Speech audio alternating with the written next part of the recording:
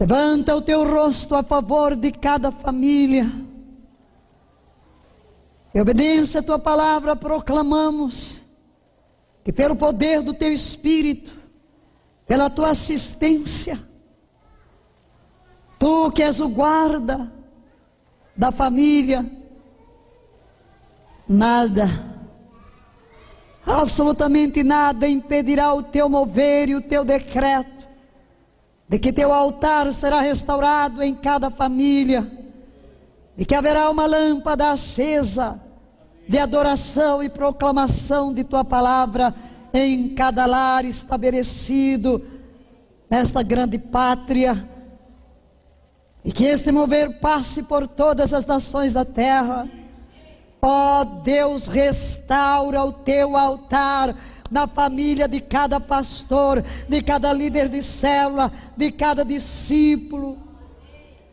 Em nome de Jesus Cristo de Nazaré, que os lares sejam transformados naquele padrão que tu estabeleceste quando formaste o primeiro casal lá no Jardim do Éden, e vinhas na viração do dia para um momento de adoração, de culto, de comunhão. Abre os nossos entendimentos, tira o véu dos nossos olhos e gera em nós a fé para enfrentar o desafio deste comissionamento que tu nos entregas, para que batalhemos, pois por 7 anos em jejuns ininterruptos e decretos proféticos e ensino e trabalho, para que possamos ver cada família tendo como valor inamovível o culto doméstico, a adoração em família, o estudo da palavra em família. E ao nos expormos a tua palavra nesta hora, que ela venha ao nosso coração, como de fato é, martelo que esmiuça a penha, espada que penetra até o mais profundo do nosso ser, espelho que expõe onde estão os nossos defeitos, as nossas deficiências, mostrando-nos o padrão que deve ser seguido. Semente carregada de poder e vida para gerar em nós o fruto da obediência, aquilo que tu tens colocado em nosso coração. Que os teus ouvidos se inclinem à nossa oração, que os teus olhos estejam atentos a cada família aqui representada neste santuário, ou em cada lar, em cada lugar onde está sendo sintonizado pela internet. Seremos cuidadosos em tributar a ti honra, louvor e ações de graças em nome de Jesus. Todos dizem na casa do Senhor? Amém. Aleluia. Ainda de pé, proclamemos o decreto dos 7 anos. Só que no lugar onde está Israel, você vai colocar o nome da sua família, o sobrenome que está sobre a sua família. Ouve, ó Yahvé nosso Deus, Yahvé é um.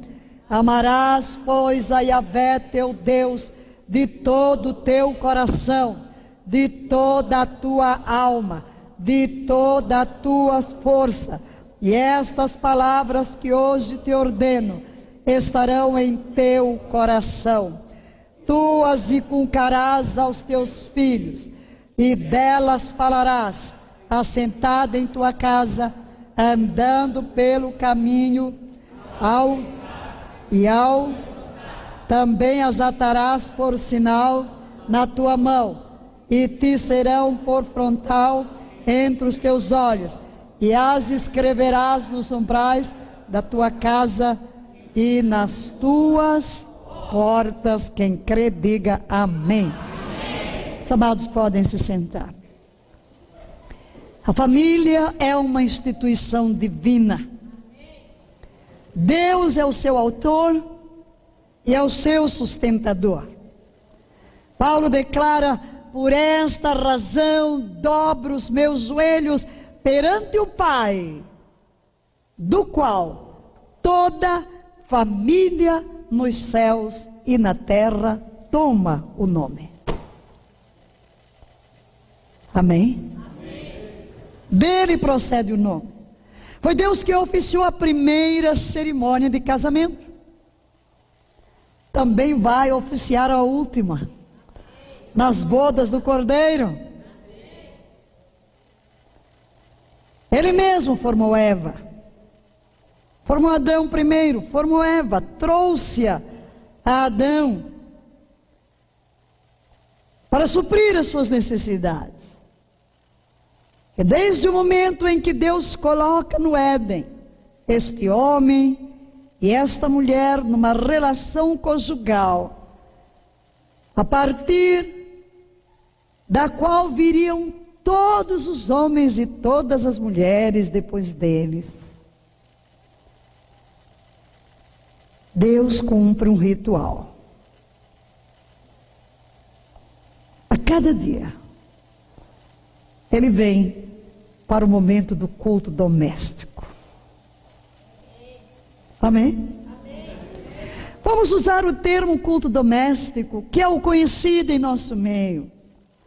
Embora eu vá usar, e temos usado a palavra altar pelo significado que ela tem, e pelo modo como os antepassados depois de Adão cultuavam a Deus. É claro que a palavra altar traz a imagem de um objeto, e em Cristo os objetos são removidos, porque aqueles altares físicos eram apenas tipos, sombras do que aconteceria em Jesus. Mas voltemos ao Éden, e vejamos que Deus mesmo garante. Quem é que haveria de instruir Adão, senão Deus? Eles não tinham qualquer referencial, mas ali estava Deus. A cada dia, quando tudo parava, o trabalho, o homem se envolvia com o Criador. É interessante que Deus escolhe a viração do dia. Já sabemos o que significa a viração do dia, porque de acordo com a palavra de Deus, o sol e a lua foram estabelecidos para determinar dias e noites. Então esse nosso jeito de dividir o dia de meia-noite a meia-noite não é bíblico. Não é. Isso nasceu em Roma. A meia-noite é quando fazem as feitiçarias, as obras das trevas e tantas coisas. Segundo a Bíblia, o dia, o sol governa o dia, a lua governa a noite, e o dia, a noite é dividida em vigílias. A primeira vigília, a segunda vigília, a terceira vigília e a quarta vigília da noite. Cada vigília de 3 horas. Então, viração do dia é o quê? É quando o sol se descamba no horizonte, mostrando que o dia se encerra e surgem as primeiras estrelas, quando o novo dia começa. O que é que Deus quer dizer? Teu dia começa comigo, teu dia termina comigo. Aleluia.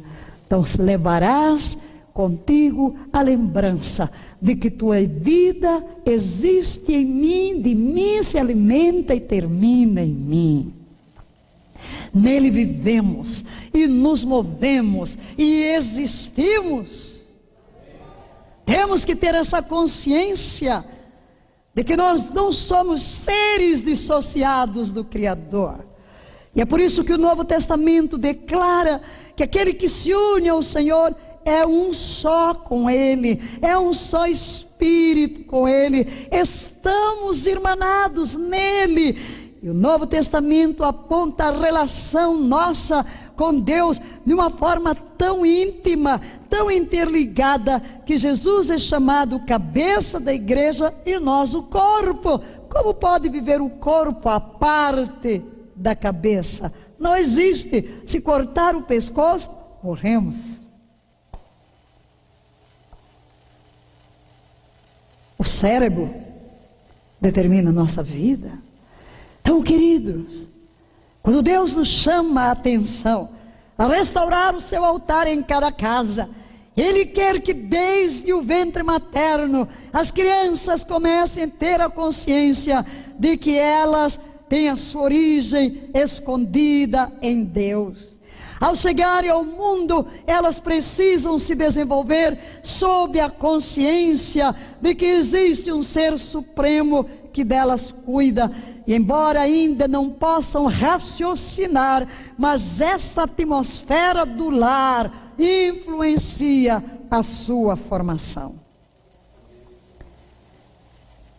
E desde a infância, como diz Paulo de Timóteo, desde a meninice, desde a tua infância, conheces as sagradas letras que podem tornar-te sábio para a salvação. Querido, quando vemos uma criança, como vimos esta manhã, recitando numa linguagem de criança, nem sabe bem pronunciar as palavras, mas já está dizendo: não terás outros deuses diante de mim, não farás para ti imagem de escultura, não tomarás o nome de Yahvé teu Deus em vão. Honra teu pai e tua mãe, lembra-te do dia do sábado, e vai por aí recitando a palavra. Quem poderá arrancar esta palavra de dentro de uma pessoa que teve as palavras entranhadas em sua memória na mais tenra infância? Por isso diz o proverbista: instrui a criança no caminho em que deve andar, e até quando envelhecer não se desviará dele.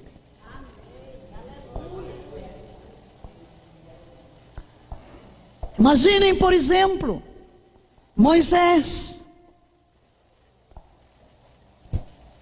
que há de crescer na casa de Faraó, mas Deus permite a chance da criança passar um tempo com Joquebede, dentro de uma família temente a Yahvé. A Bíblia não nos diz quantos anos, com certeza até desmamar, até que o menino não desse tanto trabalho, quem sabe uns 4 anos, até que estivesse pronto para ir para a escola. Moisés é arrancado deste ambiente, ainda tão criança, vai ser instruído em toda a cultura egípcia. Nós encontramos Moisés, quando se torna um príncipe, tendo os olhos voltados para o seu povo. Aquilo que Joquebede incutiu em seu coração nos primeiros anos da vida, suportou a prova do palácio de Faraó. Isso me diz que, a despeito do que existe nas escolas lá fora, de toda uma doutrina contrária aos valores e princípios da palavra de Deus, se o altar de Yahvé estiver verdadeiramente restaurado em cada família, não perderemos esta geração para o mundo, porque os valores serão incutidos no mais profundo do seu ser, e essas crianças irão para a escola, mas não assimilarão os princípios lá de fora, e sim os de casa. É claro, queridos, que o decreto que Deus nos confia para gerar tem implicações, tem renúncias, tem desafios. Sobretudo numa sociedade em que o pai e a mãe trabalham fora e os filhos são entregues a outros. Há decisões que terão que ser tomadas, que exigem fé e coragem para salvar esta geração. Eu sei que o meu conselho pode parecer radical, mas ninguém negará que é bíblico. É melhor que o casal no início da sua vida se sacrifique, viva com menos, mas a mãe não entregue o bebê para outros nos seus primeiros meses e nos seus primeiros anos de vida, mas incuta neles os valores e os princípios da palavra de Deus. Não é um decreto, é uma reflexão. Quem tem ouvidos para ouvir, ouça, e quem tem fé para agir, haja.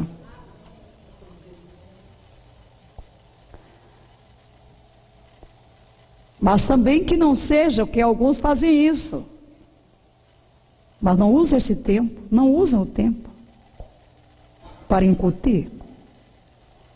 Usam o tempo apenas para curtir o filho. Eu estou falando de usar o tempo para incutir os valores da palavra de Deus, para ensinar a palavra, para ajudar a memorizar, para levar a criança a assimilar os valores divinos. Não adianta você parar de trabalhar e deixar a criança em frente ao aparelho de televisão o dia todo e falar abobrinha o dia todo. E aqui ali um versículozinho: o Senhor é meu pastor, nada me faltará, e esperar que nas reuniões da igreja a criança receba alguma coisa no cultinho das crianças. Não, não é disso que eu estou falando. Estou falando dos valores presentes numa família hebraica, onde o papel de ao levantar, de ao deitar, ao assentar, no caminho, o que equivale a dizer o dia a dia em todos os seus afazeres. Amém? Bem, queridos, nos primeiros capítulos da Bíblia nós vamos encontrar a base para toda a doutrina. Portanto, nós olhamos para aquela experiência de Abé vindo ao jardim como um padrão que ele quer para todas as famílias da terra. Amém? Diga: a adoração em família é um padrão bíblico. Milênios antes que houvesse sistema sacerdotal, que Deus confiou a Moisés no Sinai, milênios antes que houvesse um templo, milênios antes que houvesse uma sinagoga, milênios antes que houvesse aquilo que chamamos de igreja, locais de culto, o lar era este lugar, o único, o lar. Como eu disse, Noé de adoração se dava em família. Depois olhamos para Noé, quando o mundo já está corrompido e Deus resolve destruir pelo dilúvio, encontra um homem chamado Noé. E o que vamos descobrir acerca dele? Ele reúne a família para cultuar a Deus. Noé salvo. E mesmo quando ele sai da arca, qual é o primeiro ato de Noé? Construir um altar, oferecer culto a Deus, juntamente com os seus filhos, as suas noras, a sua esposa, a sua família. Depois, avançamos dentro da revelação bíblica e deparamos-nos com Abraão. A terra já viveu os seus 2 primeiros milênios. E vamos encontrar que Abraão é um construtor de altares. E ele adora com a sua família. E quando eu falo família aqui, é a família estendida. Não apenas com sua esposa. Inicialmente ele só tinha uma esposa, trouxe Ló, mas depois com seus filhos, com todos os nascidos em sua casa. É notório verificar que quando Deus estabelece uma aliança com Abraão, e manda que ele seja circuncidado a fim de colocar o selo da aliança em seu próprio corpo, no órgão reprodutor, como sinal de que a aliança era com ele e a sua descendência, até chegar à semente prometida em Gênesis 3,15. No dia em que Abraão é circuncidado, todos os servos da sua casa também são circuncidados. O que queria dizer? Debaixo deste teto, todos que estão abrigados sob o meu teto serão parte da aliança. Esse é o projeto divino.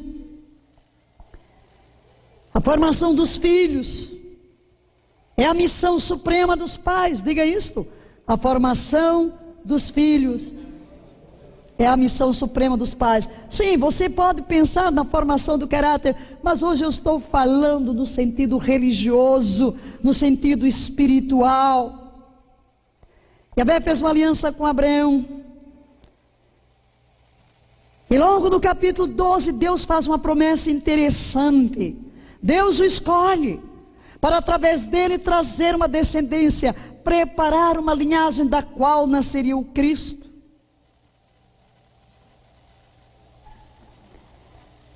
Nasceria dele uma nação que teria a missão dada por Yahvé de proclamar ao mundo inteiro que Yahvé é o único Deus.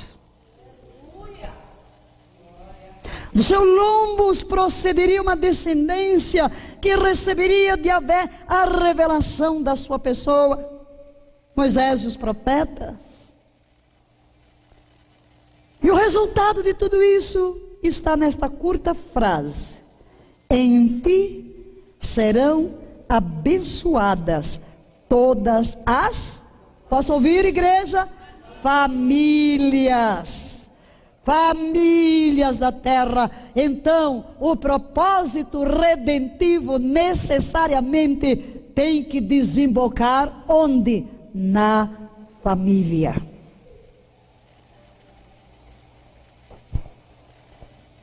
Deus é um Deus família.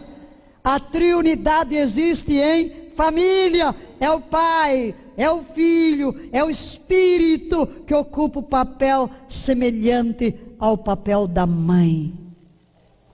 E vive numa eterna unidade. Que é o propósito de Deus para a família terrena. Gostaria de dissecar nesta hora a palavra de Yahvé com este homem de aliança, meu amigo Abraão. É impressionante. No capítulo 18 de Gênesis, eu me delicio ouvindo e lendo a Bíblia, porque eu acho que Deus é demais. Deus é demais. O nosso Deus é realmente demais. Nunca encontraremos palavras apropriadas para descrever o seu caráter e a forma carinhosa, amorosa, terna com que Deus nos trata. Porque sendo Ele Deus, meu Pai, os céus dos céus não podem conter. Quando Ele coloca os olhos sobre alguém e quer se aliançar com esta pessoa, Ele nos trata de uma forma, nós não merecemos nada disso, mas é o jeito dele ser. E a maldade do mundo atinge os céus. São os dias de Sodoma e Gomorra, de uma perversão sem limites. E lemos no verso 17: Deus envia anjos para destruir Sodoma e Gomorra, e dá uma parada e faz a si mesmo uma pergunta: esconderei de Abraão o que estou para fazer? Imagina se Deus tem a obrigação de vir aqui à terra contar para algum de nós o que é que Ele quer fazer. Mas Deus para e diz: posso eu esconder do meu amigo?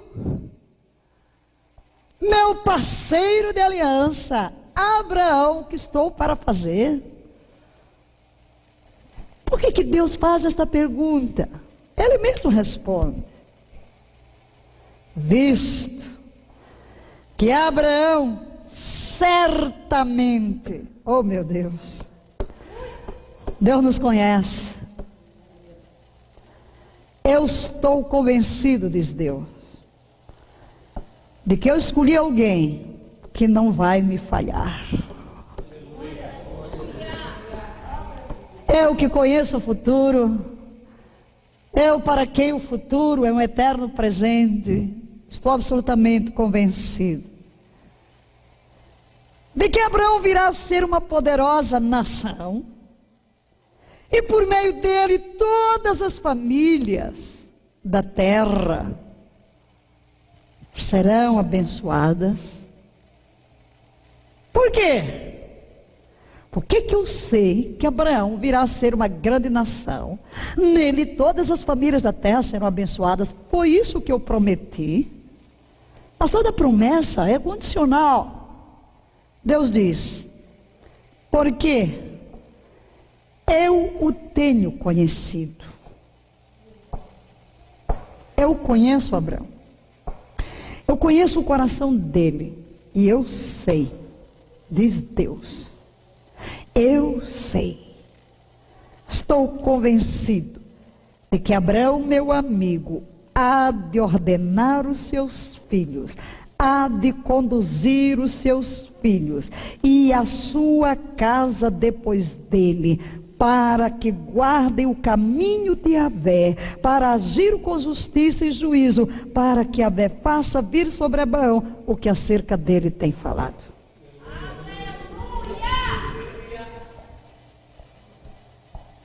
Por que eu vou contar para ele? É o seguinte: lá em Sodoma e Gomorra, que eu vou destruir, tem um homem chamado Ló. E Ló é parente do meu parceiro de aliança, Abraão. Como é que eu vou destruir aquilo tudo? Além disso, essa é uma região que eu prometi que daria à sua descendência. Eu vou conversar com ele, porque eu sei que ele, em quem as famílias serão abençoadas, vai cuidar da sua família e vai instruir os seus filhos nos meus caminhos. Ele vai ensinar a justiça, ele vai ensinar o juízo, ele vai transmitir para os seus filhos, para a sua descendência, tudo que eu lhe transmiti. E não somente esta viva hoje, mas a sua posteridade, porque só ocorrendo isto eu posso cumprir a minha promessa de que nele serão abençoadas todas as famílias da terra.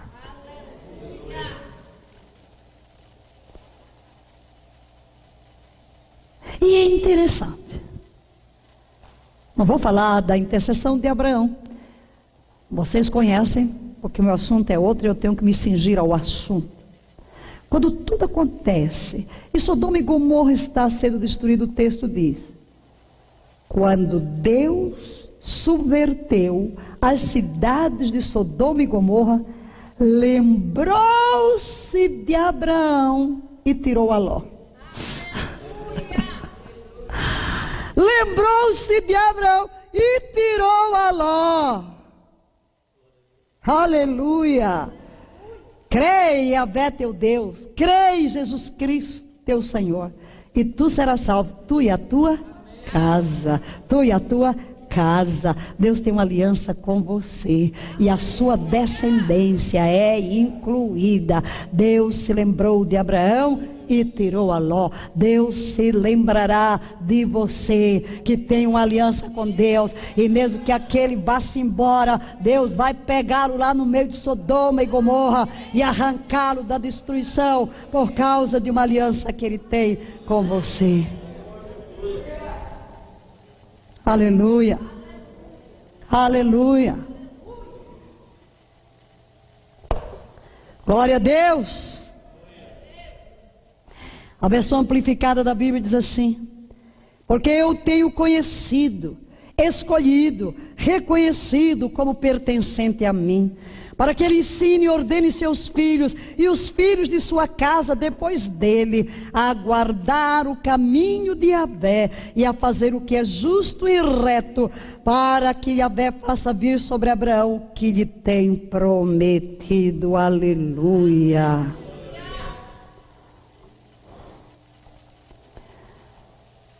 Pergunto, não é esse o propósito de Deus para cada chefe de família? E quando eu digo cada chefe de família, não estou falando necessariamente do pai. Nós temos a nossa nação brasileira, muitas mães que são chefes de família.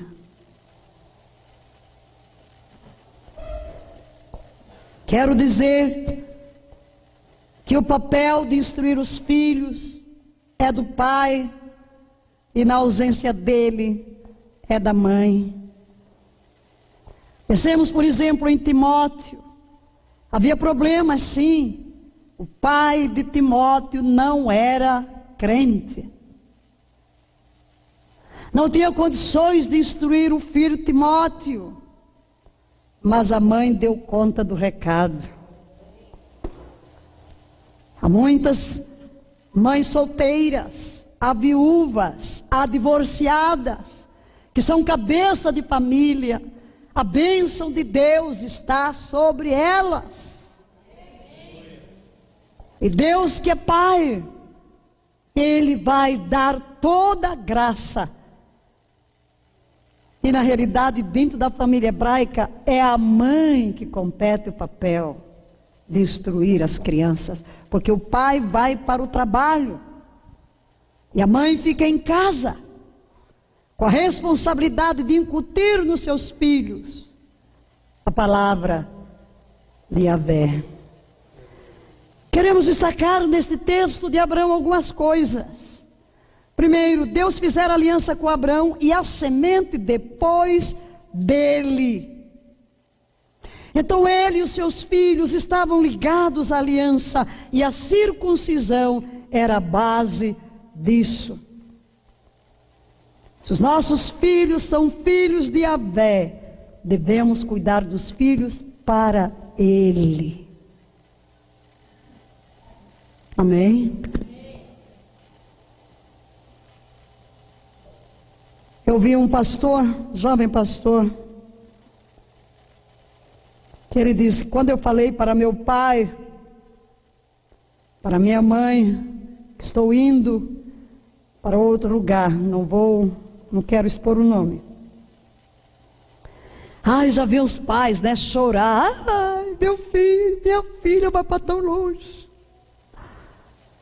Ele diz: vocês me consagraram para a obra de Deus, ainda no ventre materno. Eu preciso seguir o chamado de Deus. Amém? Então, os filhos não são seus. Mas se você sabe que eles são de Yahvé, e que Deus colocou você como canal dele para os instruir, então faça-o com toda a dedicação para oferecer a Deus. Deve ser uma coisa terrível para um pai e uma mãe trazer ao mundo filhos para engrossar as fileiras do inferno. Eu acho que deve ser uma dor. Meu Deus, quanto trabalho para alimentar o inferno. E acho que o maior gozo de um pai e uma mãe é ter a alegria que trouxe ao mundo filhos para serem canais de glória para Deus, para engrossar as fileiras do reino de Deus. Por isso, não adianta ganhar o mundo inteiro e perder a família. É preciso investir na família. Segundo, Abraão cuidou não apenas dos filhos, mas de todos quantos viviam na sua casa. Ele discipulou os seus empregados, como eu disse há pouco. Os cabeças de família precisam supervisionar a conduta de todos quantos estão debaixo do seu teto. Não desprezar os empregados, não desprezar os mais pobres, precisam de Cristo. Como pode uma família cristã ter um empregado descrente em casa e ele entrar e sair perdido?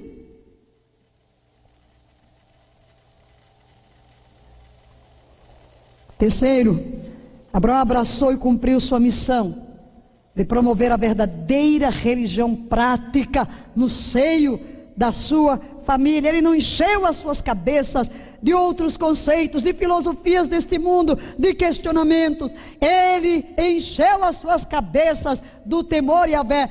Ele não tinha Bíblia para ensinar. Nós temos uma vantagem imensa sobre Abraão. Mas aquilo que de Deus ele recebia, isso ele transmitia. Vamos cultuar a Yahvé. Ele é o Senhor, Ele é o único Deus. Em quarto lugar, Abraão fazendo do seu lar um templo, ele tinha o olhar voltado para a sua posteridade, para a sua descendência. E ele cuidava não apenas da família viva hoje, mas com o olhar nas gerações futuras. E glória a Deus por isso, que a fidelidade de Abraão floresceu em sua família, quando ele já havia partido desta terra, porque nós vamos ver sua descendência, Isaque, Jacó, Israel, andando nos caminhos de Yahvé. Quinto, agir desta forma era o cumprimento das condições para que Deus pudesse cumprir as suas promessas. Só podem esperar o benefício das promessas os que têm consciência dos seus deveres. Se você quer usufruir das bênçãos, das promessas de Deus para a família, antes de qualquer coisa, você precisa cumprir os seus deveres para com a sua família, de instruí-la em justiça, em verdade e em santidade. Em sexto lugar, a atitude de Abraão estaria na base de fazer dele um canal para o mundo inteiro e cumprir-se. Em ti serão benditas todas as famílias da terra, porque serás usado para cumprir o grande plano, o grande sonho da salvação da humanidade. Querido, Deus não ocultará o que está para fazer aos filhos da aliança. Deus escolheu a você também para que ordene a sua casa. A casa que está vivendo hoje e a casa que virá depois, através da descendência. E se você fizer isso, o que vai acontecer? Você tocará a geração presente e você tocará as futuras gerações. Você vai garantir uma descendência temente a Yahvé, debaixo da bênção do Altíssimo. Mas você vai tocar outras famílias, porque você vai influenciar outras famílias. Você vai tocar a sua geração. Você pode tocar uma nação pelo seu exemplo. Lembre-se, todas as grandes revoluções do mundo começam pequenas, começam com um pequeno grupo. O que nós estamos propondo aqui, em nome de Yahvé, esses 7 anos, como o estabelecimento de uma plataforma para restaurar o culto dentro da família, é uma proposta de revolução, é um movimento de transformação. Quando olhamos para denominações históricas, nós vemos a consistência em que se ensinava o culto doméstico. Mas a grande explosão do mundo evangélico está no mover pentecostal, neopentecostal, carismático e suas ramificações. E é uma tragédia dizer que é um povo superficial, indisciplinado tantas vezes. Porque vamos para o oba-oba. Vamos para os cultos animados, vamos celebrar, vamos dançar, vamos gozar, vamos ser curados, vamos prosperar. E onde a disciplina da vida devocional, do culto doméstico, do ensino em casa, O que nos deixa uma realidade desafiadora. Eu tenho a certeza que se fôssemos fazer uma pesquisa entre os milhões de evangélicos deste país, em quantos lares o culto doméstico é um padrão, nós íamos cair do cavalo. Bem, nossos arraiais logo saberemos. E não deve ser diferente dos outros lugares.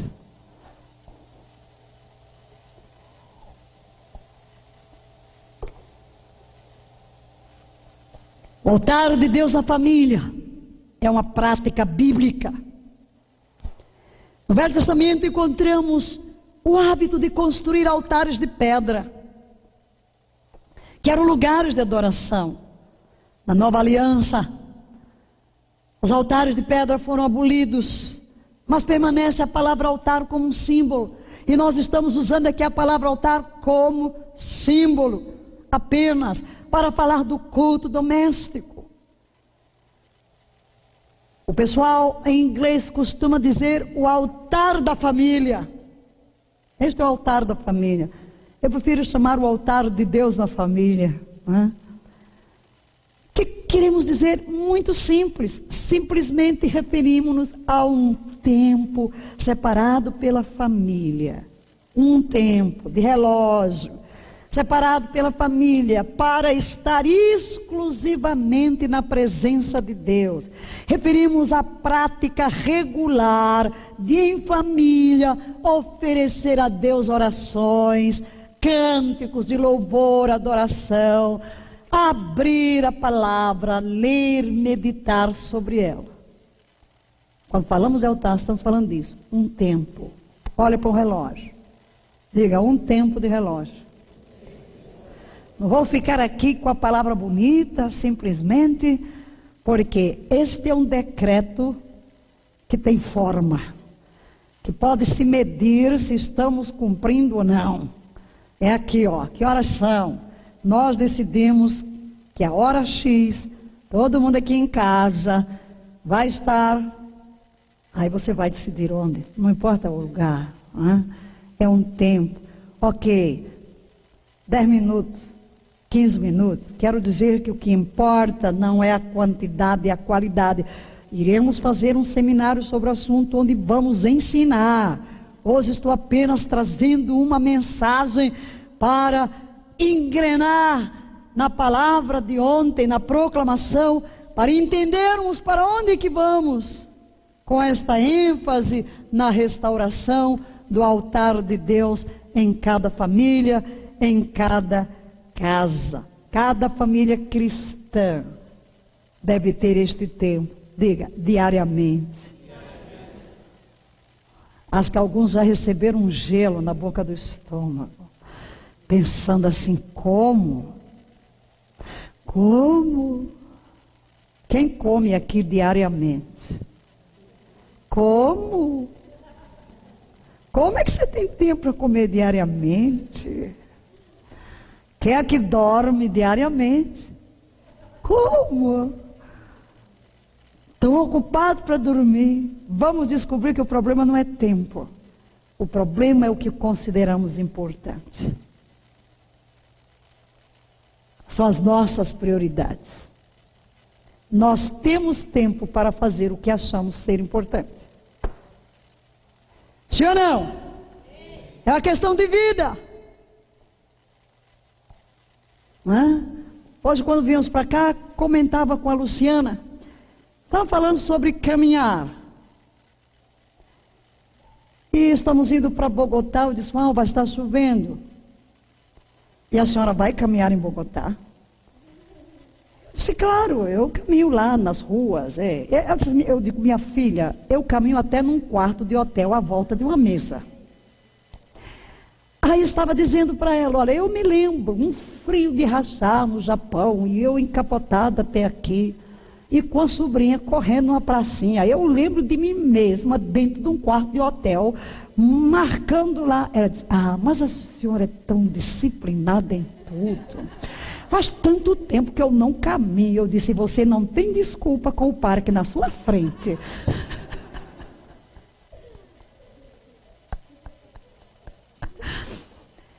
Não é questão de tempo. É uma questão em que você determina. Bem, eu passei um ano sem caminhar, nessa loucura de São Paulo, mas colhi um efeito, e os médicos disseram, é todos os dias. Eu disse, olha, já estou 1 hora. Mas o que eu faço? É 1 hora, orando em línguas, escutando a palavra e caminhando ao mesmo tempo. Então, eu faço tudo na mesma hora. Eu oro em línguas, eu escuto a Deus, fazendo o Cooper e escutando a palavra, com a sombrinha, se está chovendo ou não.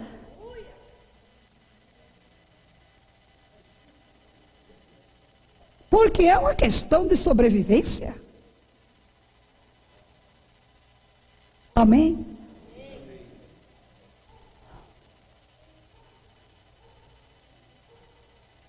Eu ainda dei para vocês aqui uma meta. 12 leituras do Novo Testamento. Eu tenho. Eu não posso chegar aqui com a cara de pau e dizer que a igreja leia o Novo Testamento ou ouça uma vez por mês e eu não. Quero lhes dizer que no Novo Testamento, este mês, hoje são 21, eu estou em Efésios. E no Velho Testamento eu estou em Levítico. Só enquanto caminha, é uma batelada. E enquanto tenho que desenvolver outros, é uma questão de que você se disciplina para usar bem o seu tempo naquilo. Ok, é hora de almoço. Por que não? Não, é hora de café. Então vamos nos levantar 10 minutos mais cedo, um pouco mais cedo. E disciplina quanta gente fica gastando tempo na frente de uma televisão. Ou fazendo outras coisas, ou numa cozinha, fazendo um mundo de comida, sem obedecer Jesus. Uma coisa só é necessária.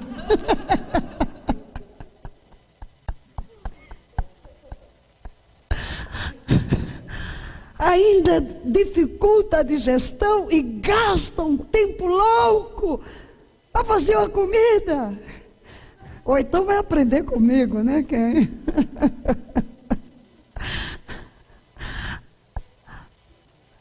Diga, a obediência tem preço. Adoração a Yahvé é, antes de tudo, vertical, mas logo a seguir é horizontal. Por isso nós temos diante de nós a cruz, em que Deus nos reconcilia em Cristo com Ele, e essa comunhão vertical tem que se projetar horizontalmente, e ela começa onde? Em casa. Em casa, no contexto da família. Amém, queridos? Eu gostaria de citar alguns pensamentos. Pesquisei lá no Google, pensamentos sobre o culto doméstico. Será que temos? Tinha um monte, em inglês. E eu selecionei alguns que quero compartilhar com os amados, de pessoas do passado, servos que Deus usou em sua geração para tocar nações. Seu lar é um lar cristão. Sua casa só é um lar cristão se a palavra de Deus é exaltada dentro da casa, como ordena Deus que o seja.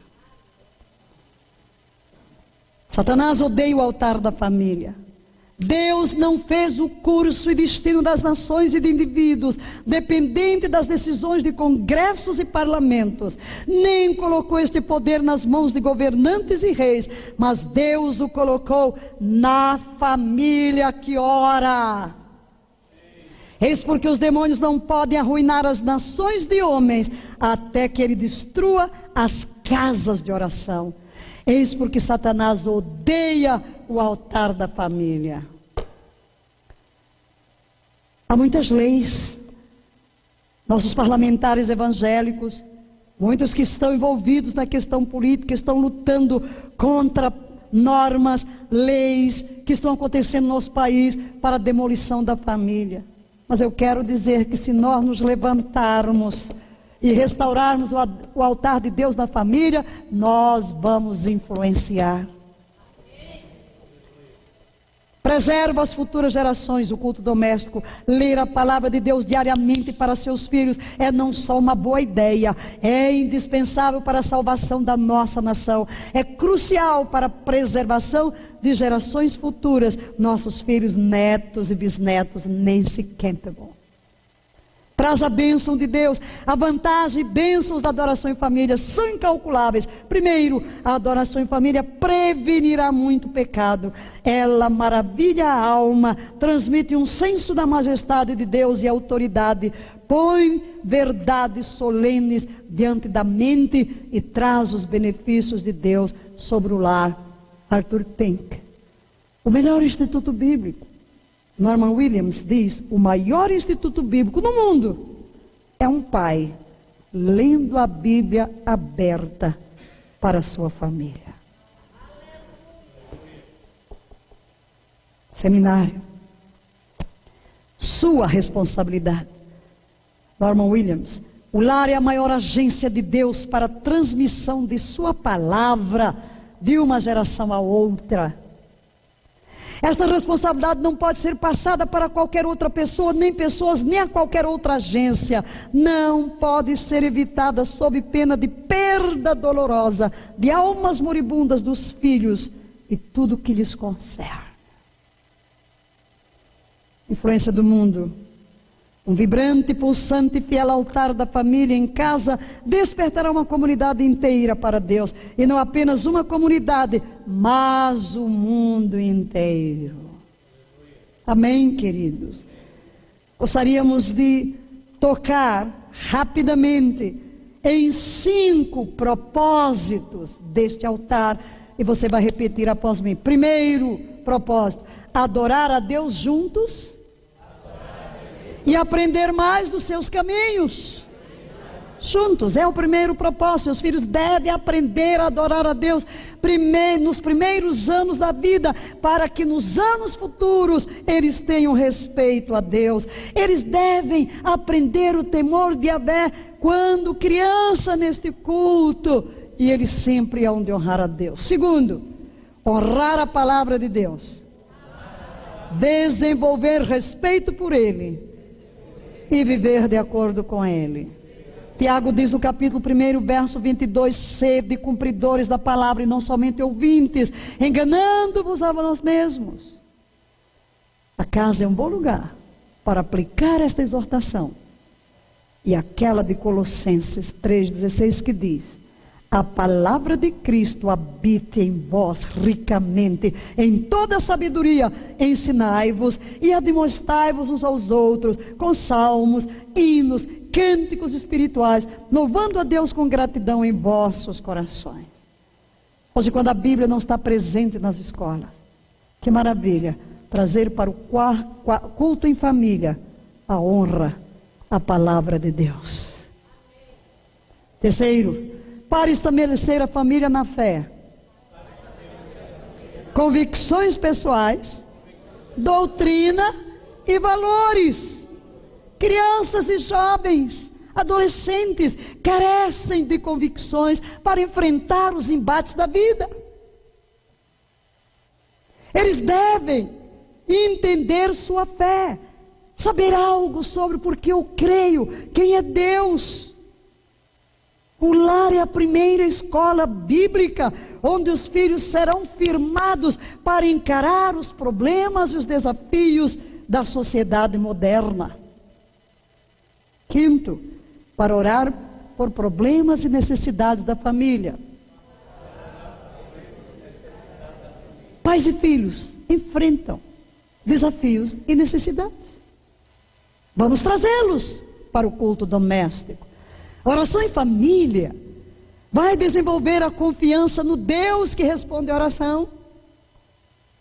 E oração por elementos cotidianos. É muito conhecida a história de George Muller. Um homem que se preocupou com os órfãos. Ele chegou a alimentar milhares de órfãos na Grã-Bretanha. E ele tinha um padrão. Ele não pedia a ninguém. Ele orava. Ele tinha o hábito de ler a Bíblia de joelhos. Ele leu a Bíblia 100 vezes, 50 das quais de joelhos. E as suas orações eram extraídas da Bíblia. Ele costumava registrar os pedidos de oração que fazia e depois colocava a data da resposta. E estas crianças que cresceram no lar de George Mueller, elas aprenderam o temor de Deus. Orando, ele envolvia as crianças para orar pelas necessidades de comida. Houve uma ocasião, não havia nada para os órfãos comerem, mas era hora de café da manhã, né? Ele manda todo mundo se assentar à mesa. A mesa está posta, mas a cozinha está vazia. E todo mundo dá graças pelo pão, que não se vê. Ele envolve as crianças a louvar a Deus pela certeza de que não lhes faltará o pão. Vamos dar graças pelo pão de cada dia. Só que hoje a despensa está vazia. Quando eles terminam de orar, alguém está batendo a porta. Um carro cheio de comida. Houve uma festa na cidade, mas choveu a cântaros e os visitantes não apareceram. A comida toda feita. E agora? Alguém teve uma brilhante ideia. Vamos levar para os órfãos de George Mueller. Mas vocês acham que é coincidência que na hora que as crianças acabam de orar, e não é aquele pão seco, tá? Com café preto, que não alimenta nada, né? É um banquete. Michel despensa. O que eu quero dizer é que quando você traz as necessidades, o culto doméstico de George Mueller era bem frequentado, né? Porque a família dele era muito grande, mas o princípio é o mesmo. O princípio é o mesmo. Eu sei que vocês têm muitas histórias que podem ser modelos, mas queridos, quero dizer que hoje seria bom que as crianças, os adolescentes pudessem compartilhar abertamente seus temores, suas dúvidas, seus problemas, suas necessidades na escola, às vezes problemas com companheiros, de medos, de temores, de timidez, de rejeição. Os adolescentes têm profundas necessidades, às vezes eles têm medo de expressar. Mas no culto doméstico deve ser este lugar onde os problemas podem ser trazidos, onde uns oram uns pelos outros. A mãe tem necessidade, o pai tem necessidade, a necessidade de emprego, a necessidade de dinheiro, a necessidade de tanta coisa. E a família pode junta, todos neste culto, aprender que Deus se envolve com as necessidades da família, que Deus ama a família.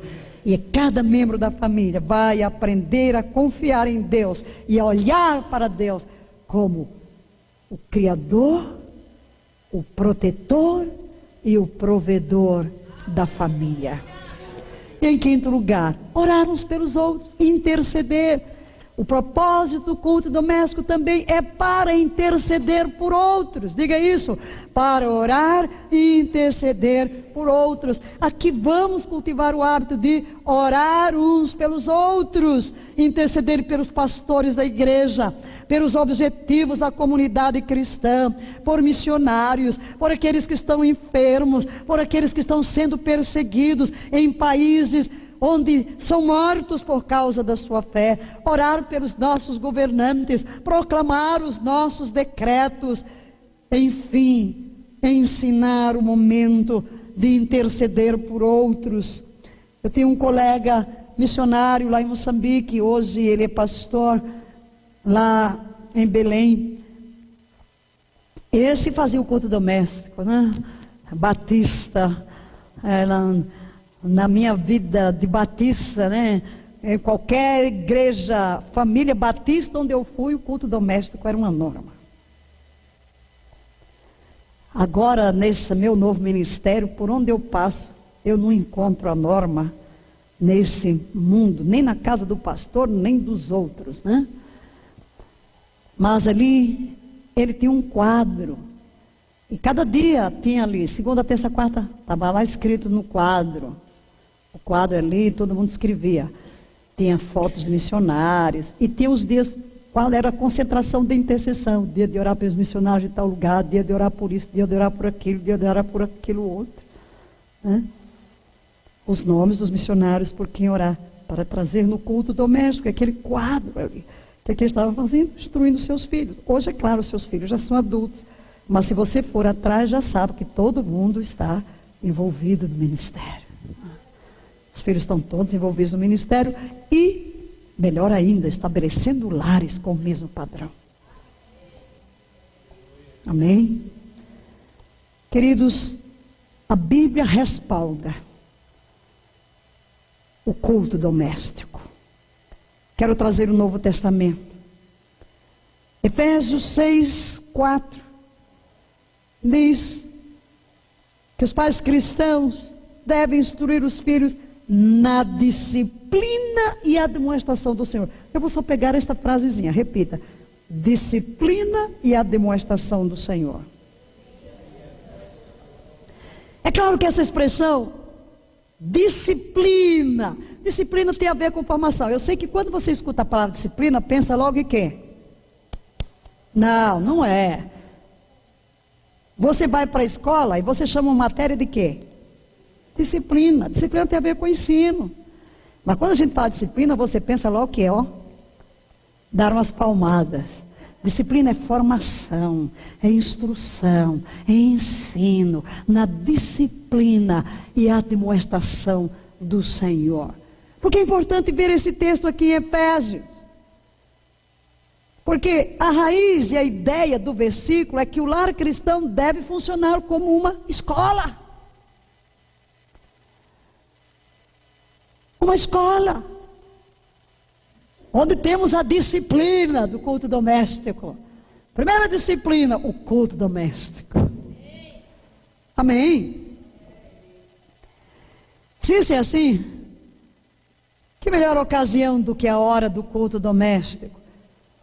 Nós podemos fazer muito pelos nossos filhos, se nós atentarmos para este texto. Somos informados por Paulo da experiência de Timóteo, a que já me referi. Mas ele diz no verso 15 da sua segunda carta, capítulo 3, desde a infância sabes as sagradas letras, que podem fazer-te sábio para a salvação, pela fé que há em Cristo Jesus. Que maravilha!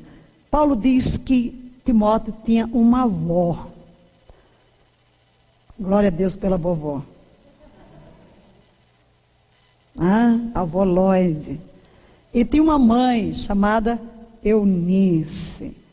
Ele diz, trazendo à memória a fé não fingida, isto é, autêntica, que há em ti, a qual primeiro habitou na tua avó Lloyd, depois na tua mãe Eunice, e estou certo de que também habita em ti.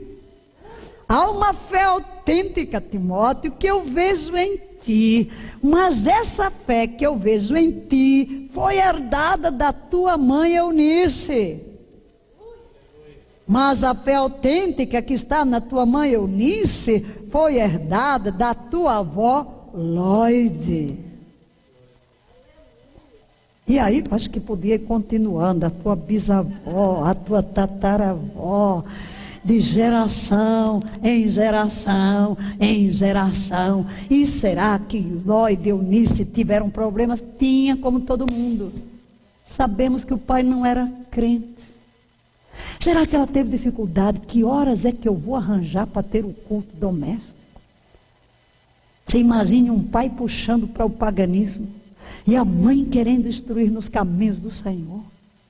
Eu posso imaginar Timóteozinho ali, ouvindo, aprendendo, aquele judeuzinho ali, filho de grego, filho de grego, mas ele recebendo as palavras. E a avó e a mãe nem sonhavam que esse menininho um dia será escolhido pelo maior de todos os apóstolos para ser seu companheiro, o apóstolo Paulo. Você nunca sabe quem será aquela pessoa, aquela criança que você está instruindo. Você nunca sabe o que está escondido ali, o que Deus há de fazer, aqueles olhinhos atentos. É por isso que eu gosto que deixem as crianças livres para escutar, para ouvir. Às vezes aquele olhinho arregalado, ainda é um bebê de colo, fica assim olhando, está captando, está captando, está captando. Amém? Você não sabe o que vai acontecer.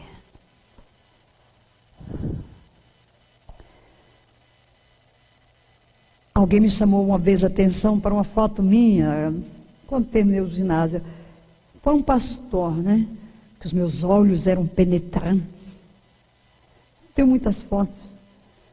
Mas eu vi na casa lá nas fotos das missionárias da minha cidade, quando eu estava no jardim de infância, né? E estou eu lá,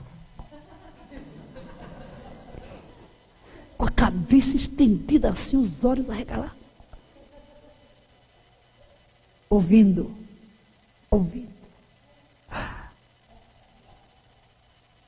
Agora, é claro que eu devia prestar atenção. Por quê? Não, já ficou aqui gravado. Experiências no jardim de infância, indo ao culto de Natal, numa noite chuvosa, escura, com 4 anos. Os cânticos da escola bíblica de férias, que se chamava Escola Popular Batista, EPB. Somos tão felizes, se não acredita, venha ver, se vier, você há de crer na EPB. Soldadinho eu serei, marcha. Gente, eu aprendi isso lá. Do jardim de infância, minha mãe me pôs outra escola. A escola da Dona Odina. Mas aquilo ali dos 4 anos ficou. Eu disse, já sei, quando eu vi aquela minha foto assim. Estou atenta. Aquilo estava calando fundo no meu coração. Eu nunca me apartei de Deus. As minhas memórias, desde a minha mais tenra infância, embora minha mãe não frequentasse igreja alguma, eu andava atrás de Deus. Eu queria Deus.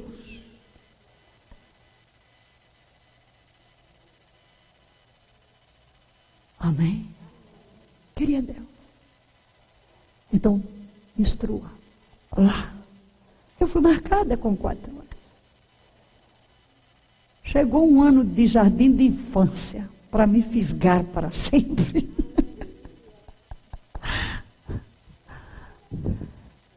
Amém?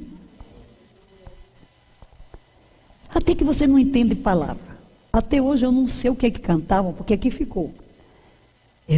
Mas estou vendo. Olha, gente, hoje parece que eu estou vendo aquele 25 de dezembro, caminhando pelas ruas molhadas de Tocantins, no escuro.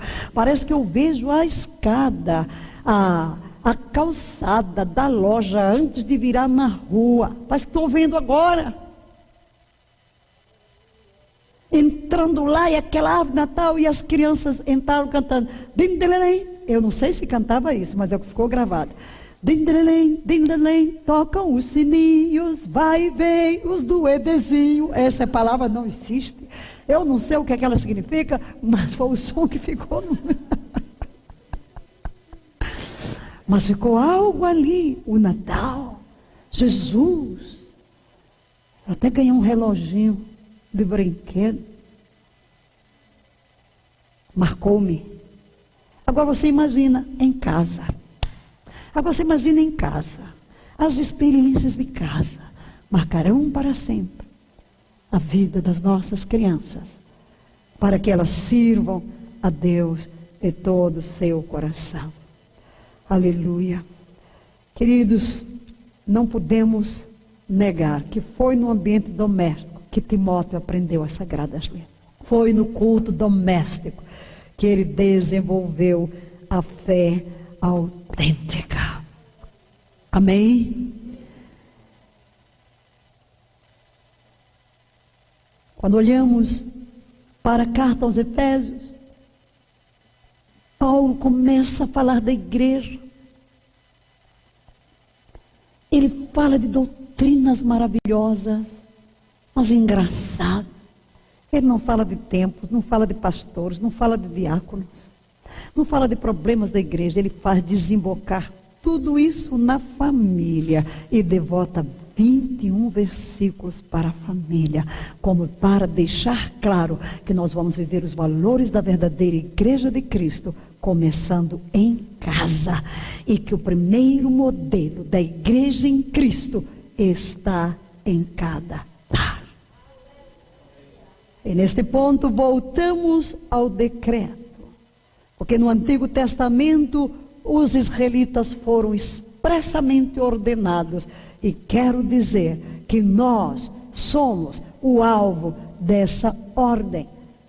Além desta ordem, no capítulo 6, no capítulo 4, versos 9 a 10, Paulo adverte: então somente guarda-te a ti mesmo e guarda bem a tua alma, para que não te esqueças das coisas que os teus ouvidos viram, que elas não se apaguem do teu coração todos os dias da tua vida.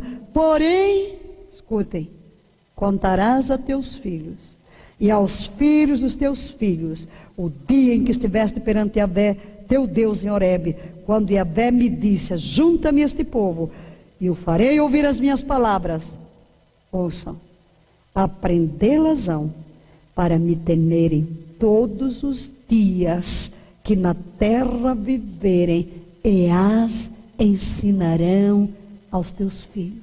Olha com que frequência Deus manda repetir que tudo que ouvem, que tudo que vem, deve repetir aos filhos, e aos filhos dos filhos, e aos filhos dos filhos dos filhos. Aí vem para o capítulo 6 o que está exposto. Alguns capítulos depois, ele repete quase que palavra por palavra no capítulo 11, começando no verso 18, que diz: ponde, pois, estas palavras no vosso coração e na vossa alma, atá-las-ei por sinal na vossa mão, e elas vos serão por frontais. Olha que eu não estou nem no capítulo 6, já é o 11, está repetindo. Poreis por frontais entre os vossos olhos, e as ensinareis aos vossos filhos, falando delas, sentados em vossas casas, andando pelo caminho, ao deitar-vos, ao levantar-vos, e as escrevê-las-eis nos umbrais das vossas casas e nas vossas portas, para que se multipliquem os vossos dias e os dias dos vossos filhos na terra, que Yahvé com juramento prometeu dar aos vossos pais, enquanto o céu cobrir a terra. Que tremendo, que tremendo, que tremendo. Ter a primazia. E agora, queridos, o que fazer? O que fazer? Escrevi 7 coisas que enviei aos nossos pastores, e quero trazê-las aqui. Primeiro, examinemo-nos à luz da palavra e avaliemos o lugar que o culto doméstico tem tido em nossa família. Numa escala de 1 a 10, que nota você daria a si mesmo? Reflita, seja honesto.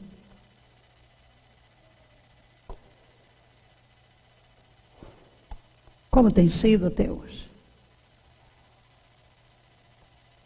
O culto doméstico é sua casa. Alguns dos filhos já se foram e talvez digam: infelizmente, não foi uma prioridade, Não foi um valor. Vez por outra eu fiz. Não há como voltar atrás. Mas é como chamar os seus filhos e pedir perdão e aconselhá-los a que não repitam o padrão de casa, mas abracem um novo padrão que estão recebendo da igreja. E mesmo que os filhos tenham saído de casa, como foi a vida a dois? Qual é o lugar que Deus tem na relação conjugal? Qual é o tempo que os dois devotam juntos para orar? Quantas vezes vamos aconselhar casais e perguntamos: vocês leem a Bíblia juntos? Não. Oram juntos? Não. Não há como este relacionamento chegar ao padrão divino. Casamento é uma aliança a três. Quando Deus é o centro de uma relação conjugal, o marido ouve a Deus, a mulher ouve a Deus. Eles vão ouvir a mesma coisa. Eles serão governados pelos mesmos valores. Deus vai lidar com eles. E quando eles juntos oram e buscam a Deus, eles terão experiências juntas que os unirão ao outro. Porque haverá uma unidade maior, quanto mais os dois se envolvem com a presença de Deus, mais unidos eles serão. Segundo, deixemos que o Espírito Santo nos leve ao arrependimento genuíno, por não termos obedecido este preceito fundamental para a reprodução da vida de Deus em nossos filhos. Se confessarmos os nossos pecados, Deus é fiel e justo. Pedir perdão: Pai, perdoa a minha ignorância, a minha desobediência, a minha falta de atenção. Os anos foram se passando, cada dia eu fiz um propósito, mas eu nunca cumpri. Terceiro, peçamos a Deus para despertar nossas consciências e nosso espírito para a importância de emendar hoje os nossos caminhos. Não importa a experiência passada, Deus, converte-me a Ti, enche o meu ser da consciência. Porque se você não for despertado na sua consciência, você não vai tomar uma medida. Quarto lugar, busquemos de imediato estabelecer um programa para o estabelecimento do culto doméstico, como um valor a ser vivido de forma consistente e perseverante. Comece um programa, por mais simples que seja, por mínimo que seja o tempo. Deus vai ajudar a prosseguir, a ampliar. Comece no que a sua fé hoje, no que a sua possibilidade hoje permite, mas não deixe de fazer algo. Quinto, propaguemos esta verdade dos púlpitos, nas células, onde a ocasião se fizer oportuna. Vamos trazer à tona. Vamos fazer isso assunto das nossas células, dos nossos púlpitos, do nosso ensino, das nossas conversas. E quando você compartilha: olha, comecei a fazer o culto doméstico, como eu, nesses dias de ontem para hoje, já ouvi tanto testemunho do que Deus está fazendo. A família sendo restaurada, relação conjugal sendo restaurada. Sexto, dependamos do Espírito para cada passo na formação do hábito. Queridos, Deus é o mais interessado. Sempre que nós damos um passo em obediência a Deus, Deus dá 2 passos em direção a nós, para assistir-nos, dar-nos graça e ajudar-nos a nos firmar naquilo que Ele tem para a nossa vida. E sétimo, pelo nosso exemplo e pela intercessão, engrossemos o movimento de restauração do altar de Deus em cada família da igreja e na nação. Pelo nosso exemplo. Vamos nos colocar de pé. Somos hoje chamados a começar o movimento. Vamos orar. Vamos interceder. Vamos jejuar. Vamos executar o projeto que Deus nos deu para 7 anos. E tudo começa aqui. Amém? Amém. Os casais, as famílias se unam nesta hora e vamos orar. Vamos orar. Pai querido, nesse momento, quando trazemos os teus oráculos acerca da importância do culto doméstico, pedimos-te que esta palavra carne fundo em nosso coração.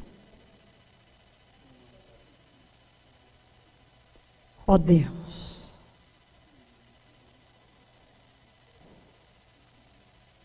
cada obstáculo seja removido do caminho, cada desculpa,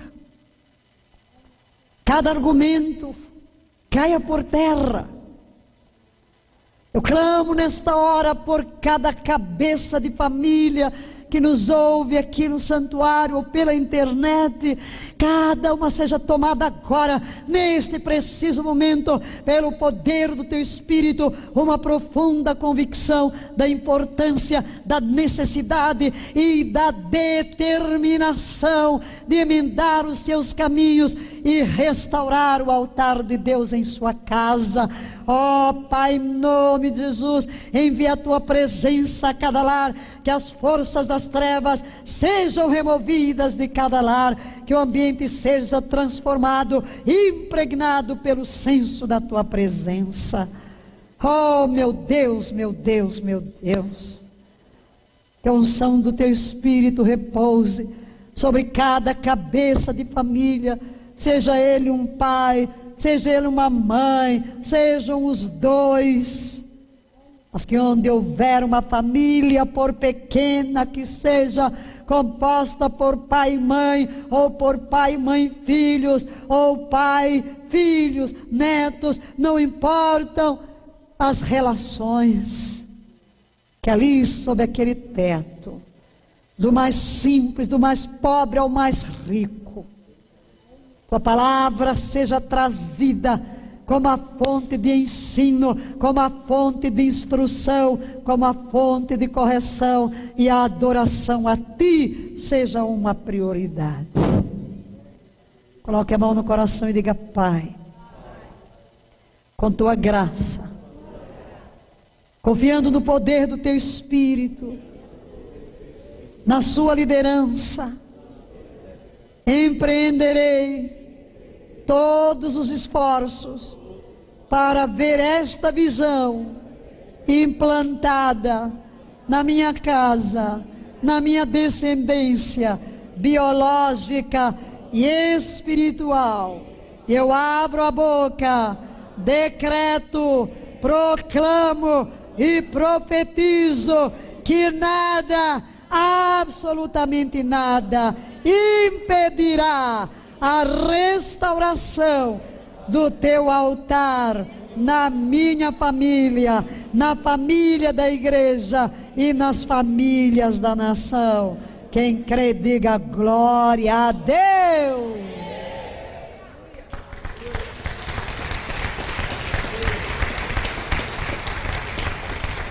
Levante as mãos para o Pai. Que a Bé te abençoe e te guarde. Enquanto obedeces a palavra de Yahvé e estabeleces um memorial da sua presença em tua casa. Que Yahvé faça resplandecer o seu rosto sobre ti. Porque onde o seu nome for invocado, ele virá e se manifestará. Que Yahvé tenha misericórdia de ti. Que Yahvé sobre ti. Levante o seu olhar. Levante o seu rosto. E faça descer sobre todo o teu ser e a tua casa um batismo de paz. E que a paz de Cristo, que excede todo entendimento, guarde a tua mente, guarde os teus sentimentos, guarde a tua família, guarde o ambiente da tua casa, desde agora e para sempre. Amém, amém e amém.